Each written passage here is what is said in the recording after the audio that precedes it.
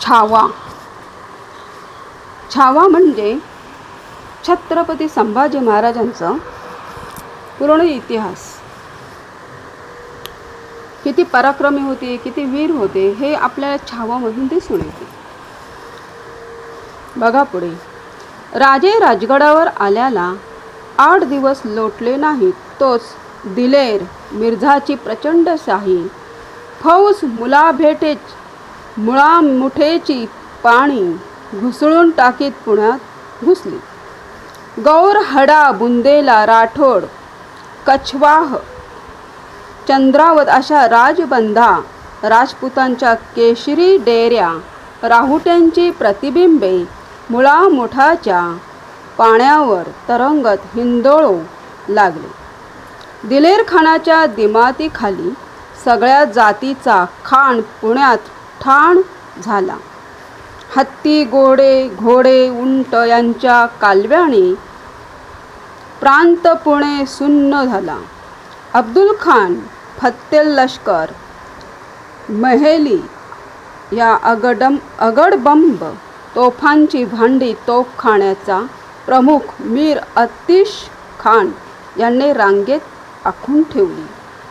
पाठीकडे झुकते झालेले किमोश डोक्यावर घेऊन चुडीदार विजारीचे डगळ जाम्यावर झगमगीत जॅकेटे चढवलेले दिलेरचे पठाणी आणि बहलिया हशम घोडे फेकीत पुण्यात धुमाकूळ घालून लागले. डोक्यावर केशरी साफे बांधलेले हनुवट्यांजवळ दाढ्या पिळलेले मिर्झा राजांचे कुंवर शिंग आणि ठाकूर राजांच्या खबरा उचलण्यासाठी 12 मावळांत घुमू लागले.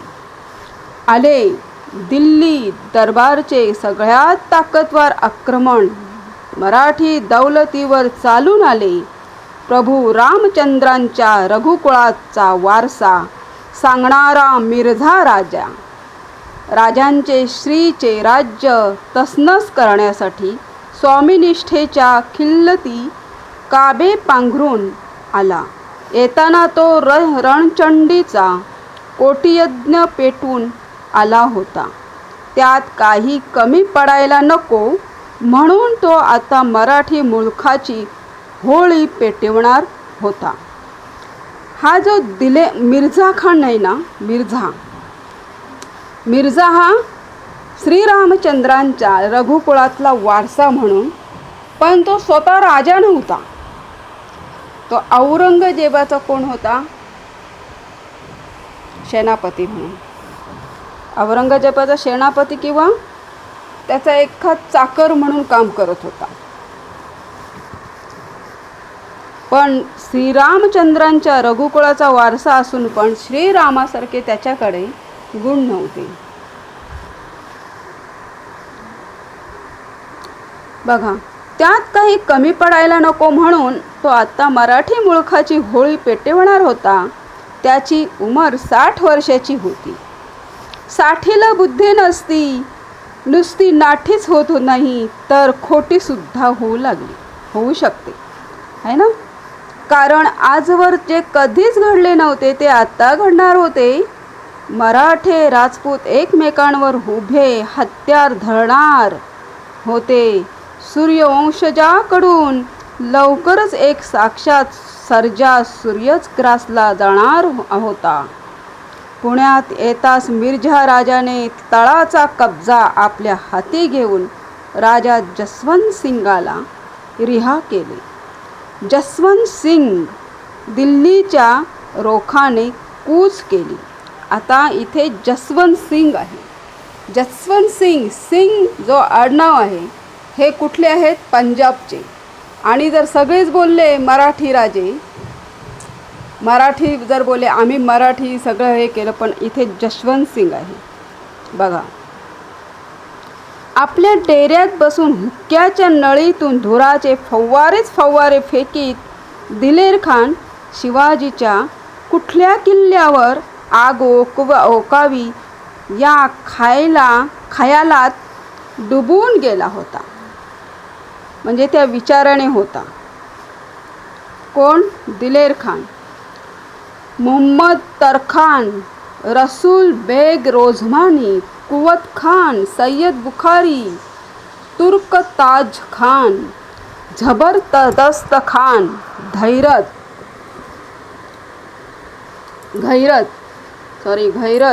आणि मुझफ्फर.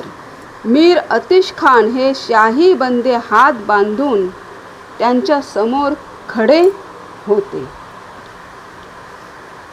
आपल्या आलिशान शामियान्यात खुशबुदार सरबताचे घोट घशाखाली सोडीत मिर्झा राजा शिवाजीवर म्हणजे शिवाजी महाराजांवर किती ढगांच्या चाली रचाव्यात याचा विचार करीत होता.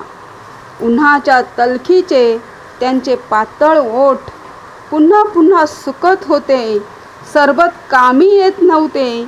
अफजल खानाला उरभेटीत फोडणारा शास्ता खानाची बोटे छाटणारा, शाही सुरतेची शान लुटणारा शेवा त्यांच्या डोळ्यांसमोर हलत नव्हता. कोणाच्या? त्यांना माहिती होतं शाहिस्ते खानाची ज्यांनी बोटं तोडली तो कसा असेल, हेच ते दिमाखात त्यांच्या होत्या. कोणाच्या? दिलेर खानाच्या. मध्येच त्यांच्या कपाळावरचा केशरी कुलटिळा आक्रसत होता. चढत्या उन्हाबरोबर त्याच्या जीवाची नुसती काहिली होत होती. नेहमीच्या पूजेतील स्फटिक शिवलिंगावर राजांनी आपल्या सडक बोटांनी बेलपत्र वाहिली. क्षणभर आपल्या दळदार पापण्या मिटत त्यांनी हात जोडले. हे शिवलिंग कैक वेळा त्यांच्याशी न सांगता येणाऱ्या बोलीत बोलत आले होते. काजळणाऱ्या त्यांच्या मनाला हे स्फटिक स्वच्छ करीत होते. आज मात्र कधी नव्हे, ती निळाशार कंठांची भस्ममंडित अशी साक्षात छत्रपती शिवाजी मुद्राच त्यांच्या मिटल्या डोळ्यांसमोर खडी ठाकली. तिचा दाट निळा कंठ बघताना राजांचे उभे राजेपणाचे भान थरकून उठले. त्यांनी डोळे उघडले. समोरचे स्वच्छ शिवलिंग अंगभर तळपतच होते. शेजारी उभ्या असलेल्या संभाजी राजांनी नजरेने शिवलिंगावर बिल्वदले वाहण्याची इशारत केली. शंभू राजांनी तबकातील 2 बेलपत्र स्फटिक सुंदर शिवलिंगावर वाहिली. राजांनी मिटले तसेच त्यांनी हात जोडून आपले डोळे मिटले. त्यांच्या मिटलेल्या छोटेखानी डोळ्यांसमोर मात्र महाबळेश्वरच्या माथ्यावर कृष्णेच्या पात्रावर गळाभर पाण्यात उतरलेल्या आबासाहेबांची शिवपिंडीसारखी दिसणारी मुद्राच क्षणात उभी ठाकली. ती दिसताच त्यांनी हात जोडलेले हात उचलून आपल्या कपाळाला नेऊन भिडविले. चला, राजे त्यांच्या खांद्यावर हात चढवीत म्हणाले आणि शंभू राजांसह राजे जिजाबाईंच्या महालाकडे निघाले. जिजाबाईंना वंदन करून ते त्यांच्या सोबतीने राजगडाच्या बालेकिल्ल्याच्या सदरेवर आले. सदरेवर सरलष्कर नेताजी आनंदराव कुडतोजी, येसाजी मोरोपंत, निराजी रावजी कर्माजी, अण्णाजी दत्तो शिदोजी, रघुनाथपंत कोरडे अशी मंडळी हात बांधून उभी होती. कुणाचीच मान वर नव्हती. अधबमुजरे झडले. राजे जिजाबाई आणि बाळराजे सदर बैठकीवर बसले. वर्मी बाण लागलेले पाखरू चित्कारण्याची ताकद नसल्याने तसेच फडफडत जावे तसे काही क्षण गेले. एक सेवक जगदंबेच्या भंडाऱ्याची परडी घेऊन सदरेवर राजांच्या समोर आला. काही न बोलता त्याने हाताची परडी राजांच्या समोर पेश केली. भंडाऱ्याची पहिली चिमट सदरेच्या देवतेला उधळून राजांनी दुसरी चिमट आपल्या कपाळाच्या शिवगंधावर घेतली. भंडाऱ्याची परडी सदरभर फिरली. इमानी कपाळे भंडाऱ्याने भरली. राजांच्या हात इशारतीवर सगळी मंडळी बसती झाली. भयान शांतता पसरली. कधी नव्हे एवढ्या जाणवणाऱ्या गंभीर आवाजात राजे बोलू लागले. आम्हास ज्याची धस्ती होती ते समोर आले. औरंग शहाच्या मनी आमचे श्रींचे राज्य सलते ते बुडवावे म्हणून त्याने नामजद केलेले दिलेर व मिर्झा पुण्यावर उतरले. मिर्झा राजाची चाल अजून खुली झाली नाही, पण आम्ही ती जाणतो. आता त्यांच्या जमेती कोंढाणा किंवा पुरंदराच्या रोखानं कूच करतील. शहास राजा बंद करण्यास मिर्झा राजा हुन्नरची कोशिश करेल. बोला मंडळी, तुमची जाणती मसलत बोला. राजे थांबले. बोलताना त्यांच्या तोंडी औरंगशहाचं नाव येताच त्यांचे पेटून उठणारे डोळे, कातर आवाज संभाजी राजांना जाणवून गेला. राजपुतांच्या गोट्यावर मारत्या समशेरीने चाल घेऊया. कुडतोजी गुजरमान उठवून म्हणाले. तुमच्या निधड्या स्वभावाला धरून बोललात कुडतोजी, पण राजपूत एवढा गाफील नाही. मागच्या सदरांच्या गफलती त्यांच्याकडून होणार नाहीत. बादशाहींच्या 2 डुया त्याने बघितल्या आहेत. राजे शांतपणे म्हणाले. मोगलाई मुलकात घुसून हूल देत त्याला अंगावर घेतला तर नेताजींनी आपली थोराड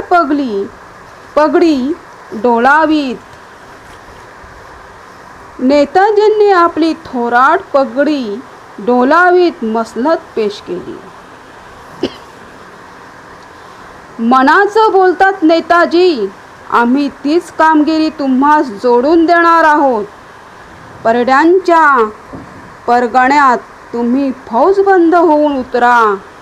पण हा हुन्नरही किती नतीजा पावेल आम्हास शक आहे. मिर्झा राजे मुसद्दी आहे, धीमा आहे. सगळी सदरकरी खामोश झाले. कुणालाच काही सुचत नव्हते. बराच वेळ राजे बोलत होते. मिर्झा राजाचा पठाण दिलेरचा हुबेहूब परिचय करून देत होते. औरंगजेबाच्या चालबाज धूर्त राजकारणी डावाची उकल करून सांगत होते. शेवटी ते आम्हास म्हणाले, आम्हास औरंगजेबाच्या कडव्या चालीची खंत वाटत नाही. की वाटते ती मिर्झा राजाची दिल्लीपती होण्याची त्याची योग्यता. तोच आज आमच्या पहाडियांच्या मुलाखात बादशाचा नमक हलाल चाकर म्हणून उतरतो आहे. आता श्रींची इच्छा बलवत्तर, आमचा भार त्यांच्यावर. म्हणत राजे उठले. श्रींची इच्छा म्हणजे कोण तर समर्थ रामदास स्वामींची. आणि सगळा भार म्हणजे सगळी चिंता असेल शिवाजी महाराजांची, जेवढी चिंता होती ती कोणावर टाकली? श्री समर्थांवर टाकली. मने जखडलेले सदरीकर उठले. त्यांच्यातील रघुनाथ पंत कोरड्यांच्याकडे बघत राजे म्हणाले, रघुनाथ पंत, तुम्ही जरा आमच्या महाली भेटा. राजांच्या पाठीवर झगमगणाऱ्या जाम्यावरच्या जबरीतूच्या ठसठशीत कोयरीवर डोळे जोडून जिजाबाईंच्या बरोबर चालताना संभाजीराजे कसल्या तरी विचार भिंगरीत अडकले होते. राजांच्या महलात येताच त्यांनी राजांना विचारले, हा औरंगशाह असा कोल लागून गेला आहे की तुम्ही त्यांच्याबद्दल इतकं बोलावं? त्यांच्या प्रश्नाने जिजाबाई आणि राजे चमकून एकमेकांकडे बघतच राहिले. आपल्या फर्जदाला औरंगजेबाची खूणगाठ कशी द्यावी हे राजांना क्षणभर उमगलेच नाही. बाळराजांच्या जवळ येऊन त्यांच्या दोन्ही खांद्यावर आपले तळहात चढवून त्यांचे खांदे आवळत त्यांच्या कपाळीच्या शिवगंधाकडे बघत राजे म्हणाले, तो दिल्ली तख्ताचा बादशाह आहे शंभूराजे.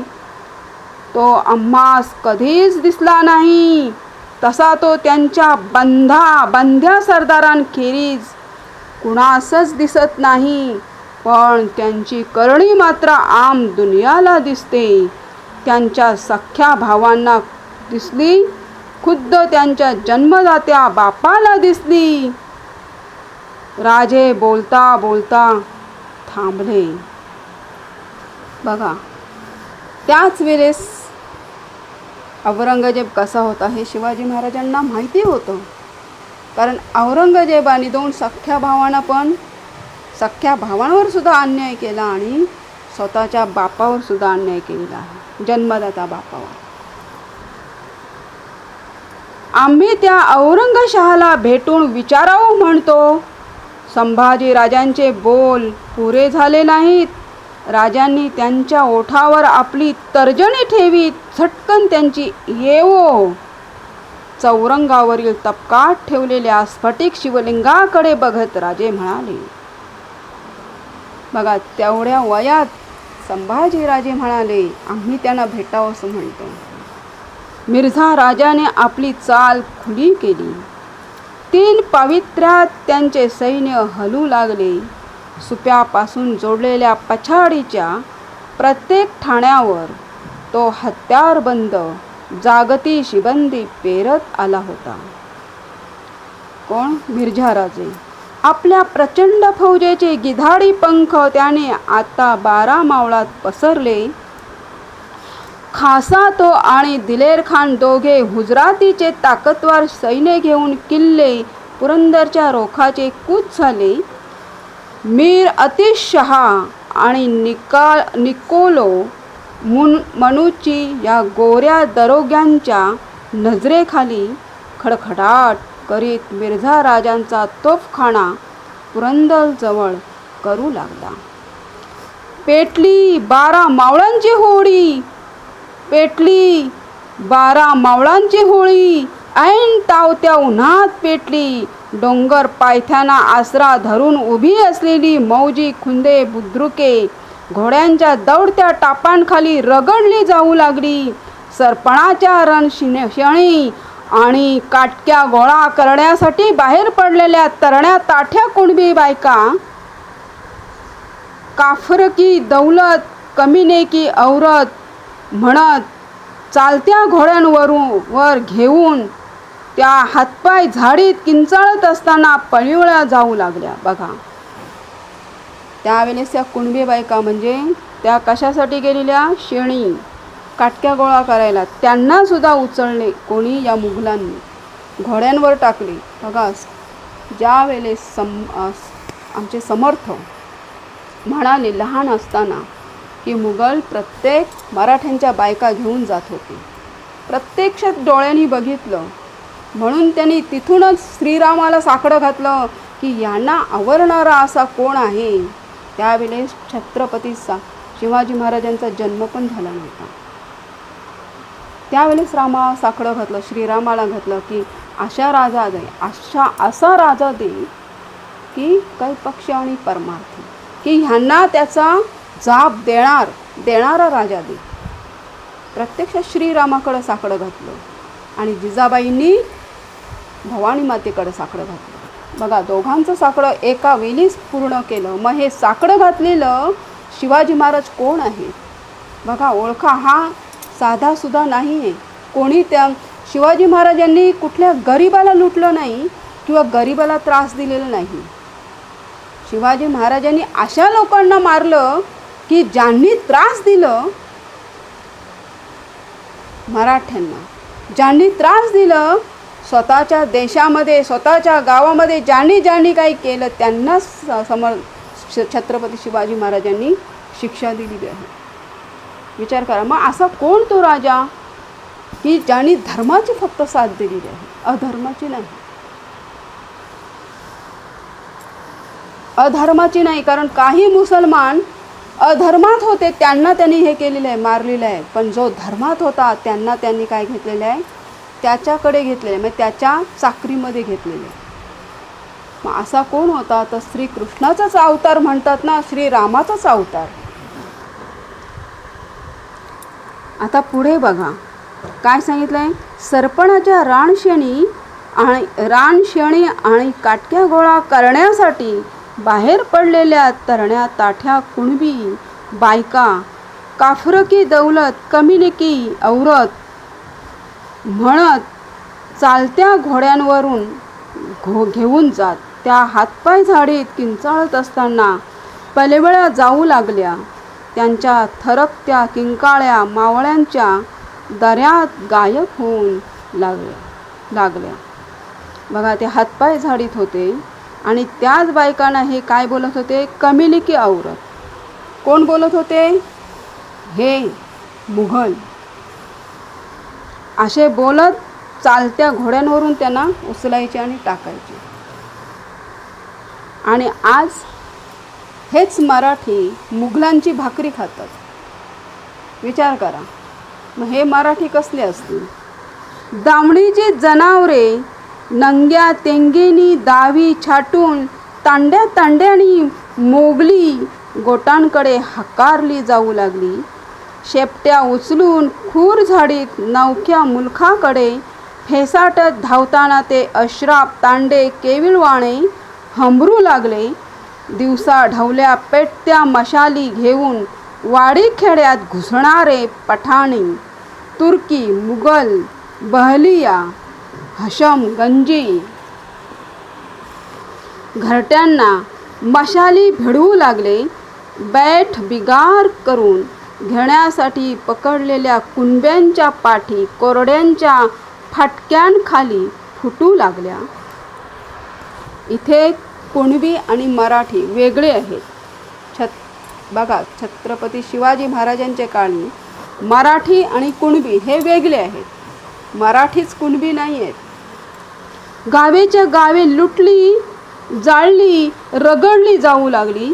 काढण्यात चढवून ताणीव गाव चौकात आणलेल्या मावळ्यांवर कोरडे ओढताना दिलेरची हशम गर्दना मागे टाकीत खदाखदा हसत विचारू लागले, सुवर की औलाद, सुवर की औलाद, कहा है तुम्हारा सेवाजी. बघा, बघितलंस. मग हे मुघल मराठ्यांना म्हणजे हे मावळ्यांना काय बोलायचे, सुवर की औलाद. हां, कहा है तुम्हारा शेवाजी. बघितलं कसं बोलायचं बघ, उद्धड भाषेने. उभ्या मुलखाचे सुरूरपण सुकत चालले. तावत्या उन्हात 12 मावळांवर अवकाळा उतरू लागली. शाही फौजेचा घरघरता वरवंटा अश्रापांच्या मोडक्या तोडक्या संसारावर निर्दयपणे फिरू लागला. माणसे हकनाक मरू लागले. बघा, बघितलंस ना. आणि आज हे असे ते मावळ्यांना, मावळ्यांच्या बायकांना, कुणबी लोकांना असे त्रास देत, असे घाणेरडे शब्द बोलत, अशा लोकांची हे मराठी भाकरी खातात आज. राजे त्यांचेच पूर्वजांचे, हे मराठ्यांचेच पूर्वजांचे हे असे घाणेरडे शब्द वापरून आणि त्यांची आज भाकरी खातात आणि सांगतात काय, मराठी मुसलमान एक आहे. हे असे सांगणारे हे मराठी. बघा इथे कसं वर्णन आहे. आणि हे काय वर्णन हे पूर्वीचं दिलेलं आहे. आणि ज्यांनी हे लिहिलेलं आहे त्यांनी कितीक तरी असे तीर्थयात्रा केलेले आहेत. असेच ना आलं. राजेवाडी सासवाडी मार्गाने पुढे सरकलेला फौजबंद दिलेर खान पुरंदरच्या पायथ्याला भिडला. पाठोपाठ भुलेश्वराच्या खिंडीतून मिर्झा काऱ्हे पठारावर उतरला. किल्ले पुरंदरला अफाट शाही फौजेचा घेर पडला. कऱ्हा नदीच्या काठाला ठोकलेल्या खुंट्यांना जखडलेल्या तणावांचा आधार घेत केशरी करड्या रंगाच्या राऊट्या डेरे तंबू शामियाने उठले. हत्ती उंट चित्कारू लागले. किती त्रास दिला विचार करा त्यावेळेस दिलेर खानाचं. दिलेर खानाची फौजबंद आलीने किती जणांना त्यांनी त्रास दिला. पुरंदरच्या सदर दरवाजाच्या बाजूला खासा दिलेर किरत सिंग, मीर आतिश खान, इंद्रमण बुंदेला, उदयभान गौर, रसूल बेग, जबरदस्त खान यांनी आपल्या बरकदाज हशमांचे वळे उभे केले. मोर्चे रोखलेल्या तोफांच्या भांड्यांची तोंडे किल्ल्यावर बेसुमार आग ओकू लागली. किल्ले पुरंदर हा जोड किल्ला होता. पूर्वेच्या बाजूला रुद्रमाळ उर्फ वज्रगड हा छोटेखानी किल्ला होता. त्याला धरून पुरंदरच्या माच्या पसरल्या होत्या. मध्ये होती एक निरुंद खिंड, भैरव खिंड. वज्रगडावर पुरंदरची सारी मदार होती. तो गडच मंदिराच्या पायरीसारखा होता. पायरी ओलांडली की पाऊल जसे मंदिरात तसे वज्रगड पडला तर पाऊल किल्ले पुरंदरात. आत्ता जोड होती पुरंदरच्या पराक्रमाची, दिलेरच्या आणि दिलेरच्या दंग्याची. गडावर रामोशी, महार, कोळी आणि कहार या धारकऱ्यांची 1,500 शिबंदी होती. गडाला आधार होता त्यांच्या नेकेचा आणि राजांनी स्वतः नेऊन रुजू केलेल्या मारत्या समशेरीच्या काळभैरव पट्टेबाज मुरारबाजींचा होता. राजगडाच्या पद्मावती माचीवर कबिल्याचे मेळे सिद्ध होते. जिजाबाई, सोयराबाई आणि राजे बाले किल्ला उतरून पद्मावती माचीवर आले.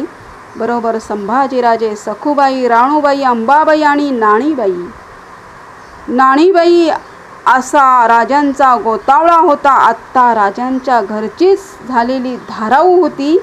मोरपंत, अण्णाजी, दत्तो, येसाजी, रघुनाथपंत, कुडतोजी, निरोजी, रावजी ही मंडळी मासाहेबांना निरोपाचे मुजरे घालायला माचीवर जमली होती. राजांच्या आग्रहाने जिजाबाई राजगड सोडून कोंढाण्याकडे सोयराबाईच्या सह चालल्या होत्या. पुरंदरला 4 मजलावरच दुश्मन फौज तळ ठोकून असताना आत्ता सगळ्यांची एका जागी राहणे हिसाबी नव्हते. जिजाबाई गड सोडायला तयार नव्हत्या. राजांना आणि बाळराजांना शत्रू तोंडावर असता एकाकी टाकून जायला राजी नव्हत्या. पण राजांनी हर तऱ्हेने त्यांची समजूत घालून त्यांना जाण्यास तयार केले होते. राजांनी पुढे होत मासाहेबांच्या पायांना हात लावले. किती सुंदर आहे ना. म्हणजे किती इतिहास का आहे, किती गडबड त्यावेळेस, किती गोंधळ आणि कसं शिवाजी राजांनी छत्रपती शिवाजी राजांनी कसा तो काळ काढला आणि कसं हे केलं. हे यांना साथ देणारी कुठली ऊर्जा होती याचं वर्णन करा तुम्ही. काय ऊर्जा असेल साथ देणारी. सभोवताली शत्रू आणि मध्ये सत्याचा झेंडा कसा उभारावा हे करावं त्या छत्रपती शिवाजी महाराजांनी. पण त्यांच्याही पाठीशी एक श्री समर्थांची ऊर्जा होती. हे कोणी पण विसरू नका. बोलतात ना, सद्गुरूचा पाठिंबा नक्कीच पाहिजे. पुढचं आपण पुढच्या याच्यामध्ये व्हिडिओमध्ये दिलं जाईल. आणि बघा पुढे किती सुंदर आहे. असं म्हणजे वाचतो ना आपण, म्हणजे आपल्याला आतून, म्हणजे ह्या मुघलांनी जे काय केलं आतून राग येतो.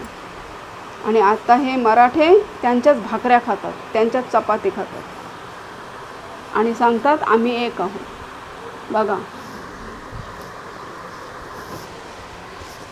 जय हिंद, जय महाराष्ट्र, जय भारत. नक्कीच लाईक करा, शेअर करा आणि सबस्क्राईब करायला विसरू नका. बेल आयकॉन दाबायला पण विसरू नका. जय हिंद, जय महाराष्ट्र, जय भारत. वंदे मातरम. भारत माता की जय.